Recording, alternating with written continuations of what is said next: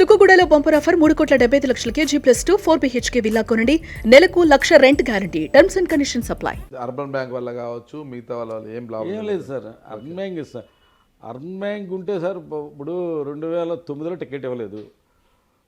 2004లో నాకు 63,000 64,000 వచ్చినాయి. 2014లో 80,000 ఓట్లు వచ్చినాయి సార్.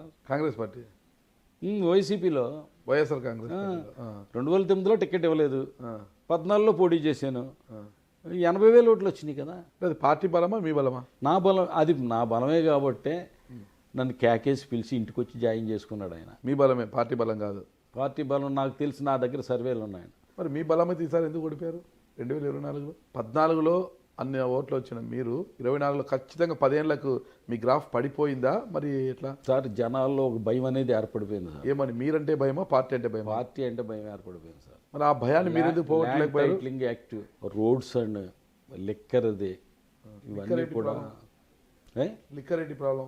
లిక్కర్ క్వాలిటీ లేదని చెప్పి లిక్కర్ మేము అంటే పబ్లిక్ ఏంటంటే మా డబ్బులు ఎట్టు కొనుక్కుంటున్నాం, మాకు నచ్చిన బ్రాండ్ మేము కొనుక్కోమా. ఒక రెవల్యూషన్ తర్వాత లిక్కర్ తాగి వాళ్ళనే మళ్ళీ బయట అక్కడే మన పోలీసులు పట్టుకోవడం, తర్వాత ఎంప్లాయీస్, పోలీస్ డిపార్ట్మెంట్ అంతా కూడా గవర్నమెంట్కి బ్యాడ్ వచ్చేటట్టుగా అనేక కేసులు, అంటే ప్రభుత్వానికి వ్యతిరేకంగా ఉన్నారు, ప్రభుత్వానికి బ్యాడ్ రావడానికి హెల్మెట్ల గురించి కేసులు, లేదా లిక్కర్ తాగి వాళ్ళని పట్టుకోవడం, కేసులు పెట్టడం, వాళ్ళ సెల్ ఫోన్లు తీసేసుకోవడం, లిక్కర్ బాగోలేదని చెప్పి లిక్కర్ వల్లే చనిపోతున్నామని ప్రజలు భావించడం. ఇంకా రోడ్డు మీద జర్నీ చేసేవాళ్ళు అయితే కనుక అసలు ఏ ఫంక్షన్కి వెళ్ళాలన్న ఫ్యామిలీతో వెళ్ళి వాళ్ళు ప్రతి గోతికి ఒక శాపనాకారం, గోతులో పడ్డప్పుడల్లా శాపనాకారాలు. తర్వాత ల్యాండ్ టైటిలింగ్ యాక్ట్ ఎప్పుడైతే మనకి రాళ్ళ మీద బొమ్మలు వేసుకుని ఇవన్నీ జరిగినాయో, ప్రచారం చేశారో, తెలుగుదేశం వాళ్ళు కూడా ఏదైతే ప్రచారం చేశారో, ఈ భూములన్నీ కూడా బ్యాంకుల్లో పెట్టి లోన్ తెచ్చేసి స్కీములు అమలు చేస్తాడని, మన భూములకి మనకు హక్కు లేకుండా పోతుందని భయం, ఆందోళన. ఎందుకంటే మనం చూస్తేనే ఎక్కడి నుంచి విదేశాల నుంచి కూడా వచ్చి ఓట్లు వేస్తారు, ఎప్పుడు లేదు. ఒక భయాందోళనకు గురైపోయారు. అది ఎమ్మెల్యేలకి జగన్మోహన్ రెడ్డి గారు అపాయింట్మెంట్ ఇవ్వండి. మీకు ఎప్పుడు ఇవ్వలేదు అపాయింట్మెంట్? నాకు బాగానే ఇచ్చేవారు అండి, పర్లా మేము అడిగినప్పుడల్లా బాగానే ఇచ్చేవారు. చాలామందికి లేదు అపాయింట్మెంట్లో. అసలు మీకు రాజశేఖర రెడ్డి గారు ఉన్నప్పుడు నెల వెళ్ళి కలిసేవాళ్ళు సార్. నెల హైదరాబాద్ వెళ్ళగానే శర్మ గారు అని ఉండేవాడు, ఫోన్ చేసి చెప్పిన ఆ రోజుని కలిసేసేవాళ్ళు. ఇప్పుడు అపాయింట్మెంట్ అంటే ఇప్పుడు అడిగితే మళ్ళీ 2-3 సార్లు అడిగితే ఎప్పుడుకో నెలకో 2 నెలలకో ఎప్పుడో ఇచ్చేవారు. ఇది పబ్లిక్లో గెలిపోయింది. ఎమ్మెల్యేలనే కలవడంట ఆయన, ఇలా లెక్కరు ఈసికి అన్నీ. మరి ఇన్ని రోజులకు మీకు బోధపడిందా రాజీనామా చేయాలి పార్టీ నుంచి అని? పార్టీలో ఎమ్మెల్యే పదవంతా అనుభవించి లేదు సార్, ఇక్కడ మాకు పార్టీకి సంబంధించి చాలా అవమానకరమైన పరిస్థితులు ఎదుర్కొన్నాం. ఎందుకంటే మీరు ఒక్కటి చెప్తాను గుర్తుంచుకోండి, 2014లో పోటీ చేసాం, ఓడిపోయినప్పుడు అప్పుడు ఎందుకు మేము ఇదే వల్ల ఇప్పుడు ఓడిపోయామని కాదు కదా. 14లో పోటీ చేసి ఓడిపోయిన తర్వాత మళ్ళీ పార్టీ కోసం ఫైట్ చేశాం కదా. ఫైట్ చేసి 19లో పవన్ కళ్యాణ్ లాంటి ఒక చరిష్మా ఉన్న వ్యక్తి, ఒక పార్టీ అధ్యక్షుడు ఇచ్చి భీమవరం పోటీ చేస్తే భయపడి పారిపోలేదే, ఫైట్ చేశాం కదా. కానీ అంత ఫైట్ చేసి పవన్ కళ్యాణ్ గారి మీద నెగ్గితే మనకి ఇచ్చిన గౌరవం ఏంటి? ఉదాహరణ చెప్తాను మీకు. మనం ఆశించం, అడగం. ఉదాహరణకి అసెంబ్లీకి అసెంబ్లీలోకి వెళ్ళిన తర్వాత అసెంబ్లీలో కమిటీలు ఉంటాయండి. లైబ్రరీ కమిటీ అనో, ఎస్యూరెన్స్ కమిటీ అనో, రకరకాల కమిటీలు ఉంటాయి. కమిటీల్లో చైర్మన్ కూడా నేను పనిచేయలేదు, నెంబర్ కింద వేశారంటే ఇంకెంత దారుణం ఉండదు. వెంటనే ఆ రోజునే కమిటీ నెంబర్ కింద సంతకం పెట్టమంటే చింపేయాలని చూస్తే ఎవరో సహజుడు ఎమ్మెల్యే కంగారు పడక అయ్యాను. దానికి చైర్మన్ జగ్గిరెడ్డి, దాంట్లో నెంబర్ నేను. చిర్ల జగ్గిరెడ్డి చైర్మన్. అసలు నెంబర్ చైర్మన్కి పని చేయలేదంటే పవన్ కళ్యాణ్ మీద నెగ్గినండి. ఇంకెంతకన్నా అవమానం ఇంకేం చెప్పనండి. ఇంకా అన్నీ ఎందుకు, మంత్రి పదవి సంగతి వదిలేండి. మంత్రి పదవి నెంబర్ కింద వెయ్యపోయినా పర్లేదు, అసలు నెంబర్ కింద వేసి అవమానించడం కాదండి అది. ఎత్తే చైర్మన్ వేయాలి, లేదా నెంబర్ కూడా వేయక్కర్లాపోని. అంటే అందరూ ఎమ్మెల్యేలు ఏదో కమిటీలో ఉండాలి కాబట్టి తప్పదు కదా అని ఒక పేరు దాంట్లో పాడేశారు. ఇంకా మీకు ఇంతకన్నా ఏం చెప్పనండి. అసలు భీమవరం నియోజకవర్గం నుంచి చూసుకుంటే కనుక అనేక మంది నాయకులను ఎక్స్పోర్ట్ చేశారు. నిజంగా వాళ్ళందరూ నా కింద నాకు పనిచేశారు. పొలిటికల్ ఇండస్ట్రీ చేసేసారు భీమవరాన్ని, ఇండస్ట్రీ చేశారు.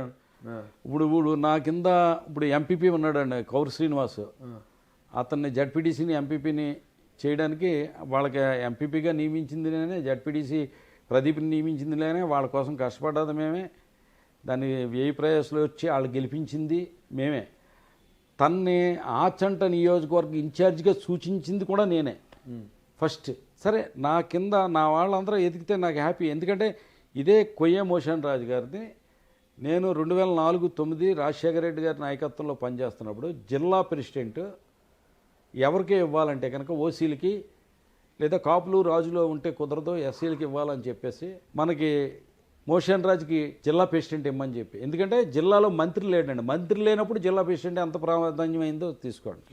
ఇదే మోషన్ రాజు గారిని జిల్లా ప్రెసిడెంట్కి ప్రపోజల్ చేసి జిల్లా ప్రెసిడెంట్ చేసింది నేను. అసలు ఆయన నాకు వ్యతిరేకం. ఇప్పుడు ఎందుకు ఇప్పుడు మొన్న ఎలక్షన్లో ఆయన స్వయంగా అందరికీ జనసేనకి ఏమని డబ్బులు పంచిపెట్టాడు, ఆయనతోటే ఫస్ట్ సపోర్ట్ చేశాడు. ఇంట్లో రోజుకు 100,000 మందికి భోజనాలు కూడా పెట్టాడంట కదా ఆయన. అవన్నీ కూడా మీరు ఎంక్వైరీ చేయండి. ఎలక్షన్స్లో మీకు మద్దతుగా నిలబడి ఇంట్లో రోజుకు 100,000 మందికి భోజనాలు కూడా పెట్టాడంటున్నారు. పెద్ద జోకులేండి అది. అవునా? ఈ అడగండి పార్టీ నాయకులు కార్యకర్తలను అందరిని అడగండి. 200 రూపాయలు పొద్దున్న పంచిపెట్టించారు. మరి అసలు పొలిటికల్ ఇండస్ట్రీ అయిపోయింది. కొయ్య మోషన్ రాజుకి నాకైతే మంత్రి పదవి ఇవ్వలేదు, నా నెత్తిన మళ్ళీ ఒకరిని తెచ్చిపెట్టారు. కొయ్య మోషన్ రాజుకి ఎమ్మెల్సీ ఇవ్వడమే పెద్ద అంటుంటే మండలి చైర్మన్ చేశారనేది ఒక అక్కసు, మీకు వెంకటస్వామికి DCMS ఇచ్చారనేది ఒక అక్కసు, మీకు అడగకుండానా ఒక ఉమాబాలకు, ఒక స్టేచర్ లేని వ్యక్తికి ఉమాబాలకు పార్లమెంట్ అభ్యర్థిగా ఎలా ఇస్తారనేది ఒకటి, కౌరు శ్రీనివాస్కి ఎమ్మెల్సీ ఎలా ఇస్తారు అనేది ఒకటి, గుడాల గోపిని తీసుకెళ్ళి నా దగ్గర ఉన్న గుడాల గోపిని తీసుకెళ్ళి పాలకొల్లులో ఇన్ఛార్జ్ ఎలా ఇస్తారు, ఇవన్నీ నాకు చెప్పలేదు. ఏంటనుకుంటున్నారు నన్ను? అసలుకి నాకు అవమానం కాదా ఇది? సార్ ఇలాగా నేను ఎక్కడా అనుకోలేదు, ఎవరితోటి అనలేదు, కానీ మీకు కల్లోకి వచ్చి చెప్పినట్టున్నాను. మీరు ఏదో కలగన్నట్టున్నారు. మనస్ఫూర్తిగా చెప్పండి, వీటి వల్ల మీరు బాధపడలేదు, వీళ్ళందరినీ అందరిలో ఎక్కిస్తున్నారని మీ మనసు బాధపడలేదు? మీరు అంతరాత్మ సాక్షిగా చెప్పండి, అబద్ధాలు చెప్పండి. అంతరాత్మ సాక్షిగా బాధపడలేదు సార్.